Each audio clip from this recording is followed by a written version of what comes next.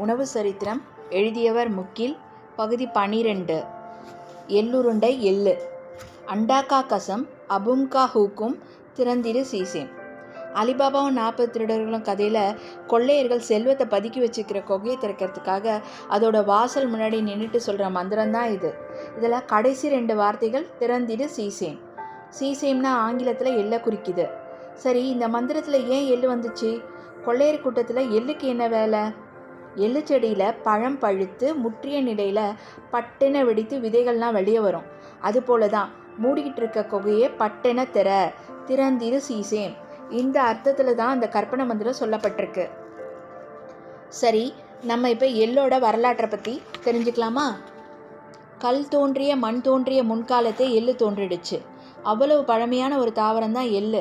மனுஷன்னு அறிந்த முதல் எண்ணெய் வித்தும் எள்ளு தான். ஆக எள்ளோட வரலாறுன்றது எண்ணெயோட வரலாறு கூட. எள்ளின்றி எண்ணெய் இல்லை.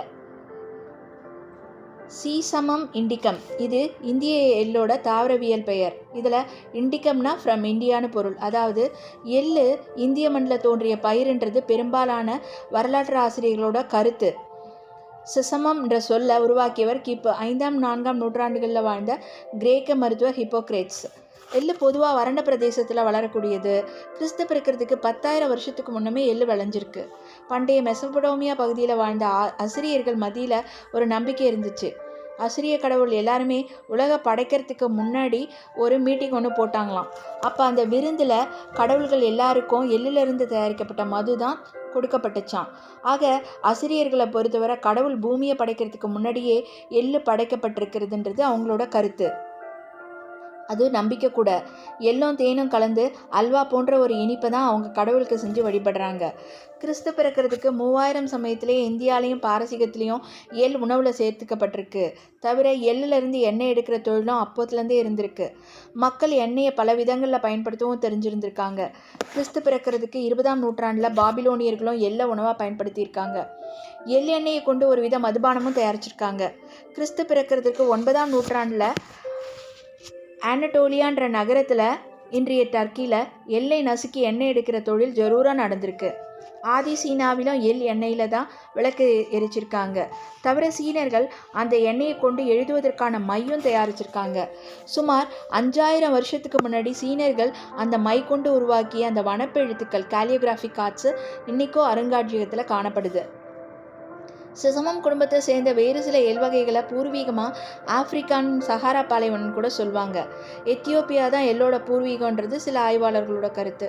எத்தியோப்பியாவிலேருந்து எள்ளானது எகிப்துக்கும் அங்கேருந்து மற்ற கண்ட்ரிஸ்க்கும் பரவுச்சுன்னு சொல்கிறாங்க. ஆதி எகிப்தியர்களும் எள்ளையும் எள் எண்ணெயும் புனிதமான பொருளாக தான் பயன்படுத்தியிருக்காங்க. எகிப்தோட பண்டைய நகரமான தெபஸில் கிடைச்ச கிமு 1550 சேர்ந்த பாப்பிரஸ் எள்ளு ஒரு மருத்துவ பொருளாக பயன்படுத்தப்பட்டிருக்கு.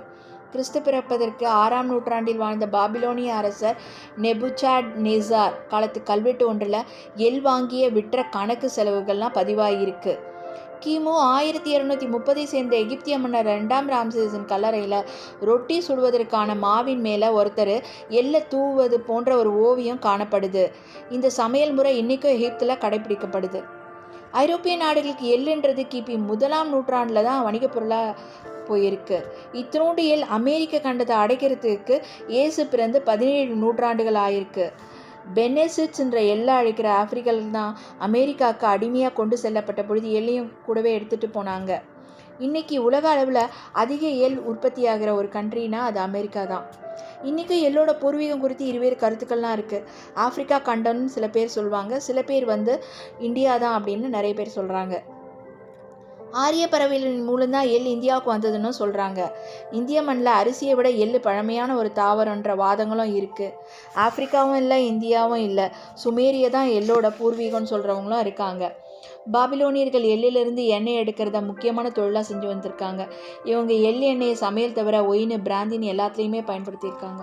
கிமு 6ஆம் நூற்றாண்டில் கிரேக்கத்தோட ஒரு பகுதியாக இருந்த கார்னித் அப்படின்ற தேசத்தை ஆட்சி செஞ்ச ஒரு பேர் பெரியாண்டர். இவங்களோட பகை நாடு தான் கொரிந்தியர்கள். கிரேக்கத்தோட இன்னொரு தீவான கார்சேரா பெரியாண்டரோட மகனை கோர்சேரர்கள் கொன்னுட்டாங்க. அதுக்கு பழி தீர்க்கிற விதமாக பெரியாண்டர் தன் படைகள் மூலமாக கோர்சைராலேருந்து 300 ஆண் குழந்தைகளை பிடிச்சிட்டு வர செஞ்சான். அந்த 300 ஆண் குழந்தைகளுக்கும் ஆண்மை நீக்கம் செஞ்சு அவங்கள எங்காவது ஒரு அடிமைகளாக வித்திர கட்டளையிட்டு இருந்தான். குழந்தைகளையும் கொரிந்திய வீரர்கள் ஏற்றிக்கிட்டு கிளம்பிய கப்பல் புயலில் சிக்கி சாமோஸ் அப்படின்ற இன்னொரு கிரேக்க தீவில் ஒதுங்குச்சு. அந்த 300 ஆண் குழந்தைகளை பார்த்ததும் சமோஸ் மக்களுக்கு இரக்கம் வந்துடுச்சு. அவங்க எங்கேருந்து எதற்காக பிடிச்சிட்டு வரப்பட்டிருக்காங்கன்னு தெரிஞ்சுக்கிட்டாங்க. அந்த 300 குழந்தைகளையும் கொரிந்திய வீரர்கள்கிட்டேருந்து காப்பாற்றவும் செஞ்சாங்க. தங்கள் கடவுளான டயானாவோட கோயிலை சென்று ஒளிஞ்சிக்க செஞ்சாங்க. குழந்தைகள் எல்லாரும் கோயிலுக்குள்ளே சென்று பூட்டிக்கிட்டாங்க.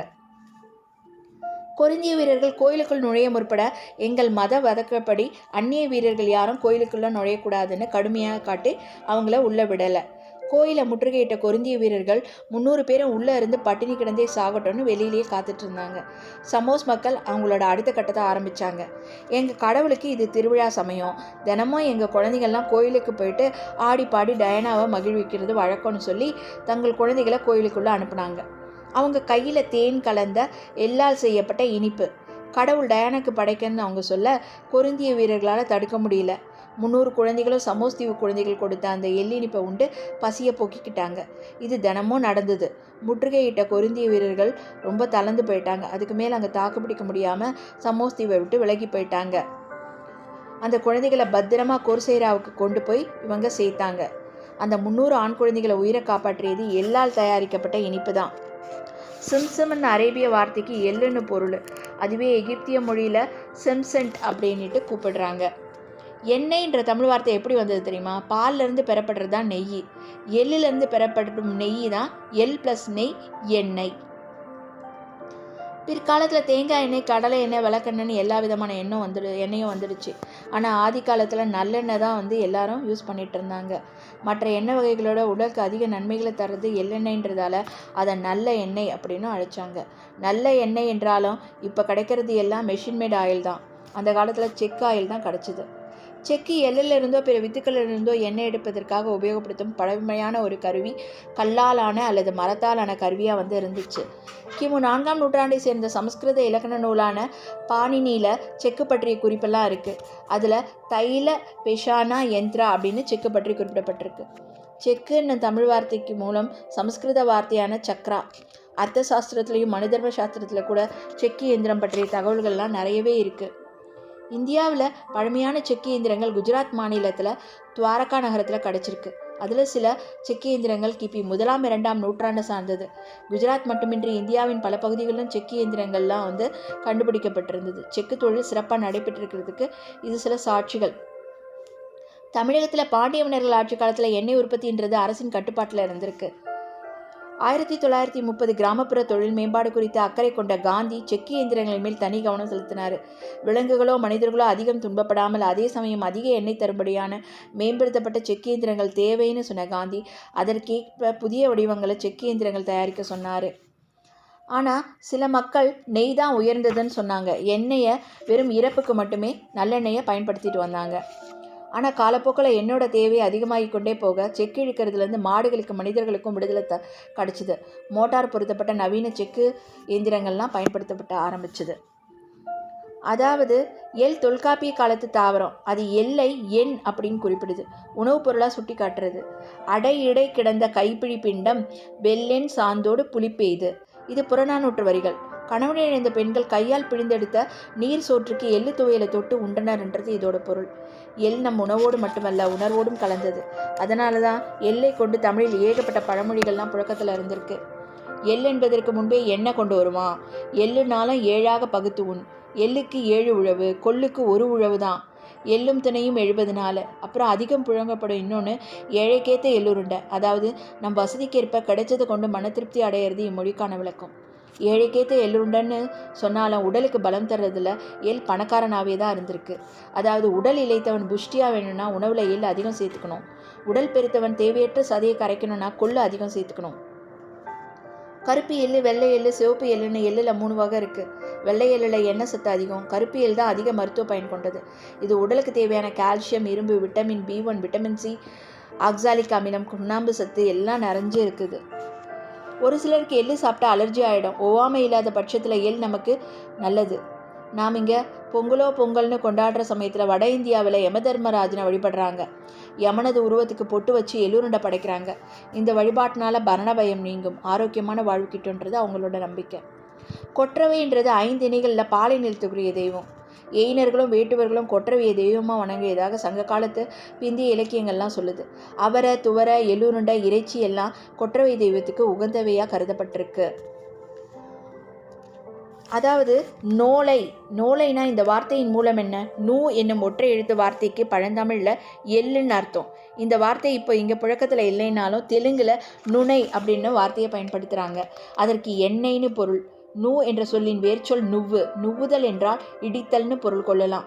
இந்த நுவ்வுதல் என்ற சொல்லை தெரித்து நுவல் நாகி பின் நோல் என்றாகி இறுதியில் நோலை என்று புழக்கத்தில் வந்துச்சு. உலக அளவில் எள் அதிகம் பயன்படுத்தப்படுவது ரொட்டி, பன்னு, கேக்கு, பிஸ்கட்டின் மேல் தூவுவதற்காக தான். மெக்சிகோவில் விளையில 75% எள்ளை மெக்டொனால்ட்ஸ் நிறுவனம் வாங்கி தங்கள் பிராண்ட் பன் மேல் தூவுதுன்றது ஒரு தகவல். எள்ளுருண்டையில் சத்துக்கள் அதிகம். அதுவும் பனை வெல்லமோ பனங்கற்கட்டையோ சேர்த்து செஞ்சால் அதோட ருசி ரொம்ப அதிகம். இறுதியாக ஒரு சுவாரஸ்யமான தகவல். முழுமுதற் கடவுளான விநாயகருக்கு படைக்க தகுந்த பட்சணங்களில் ஒன்று எள்ளுருண்டை.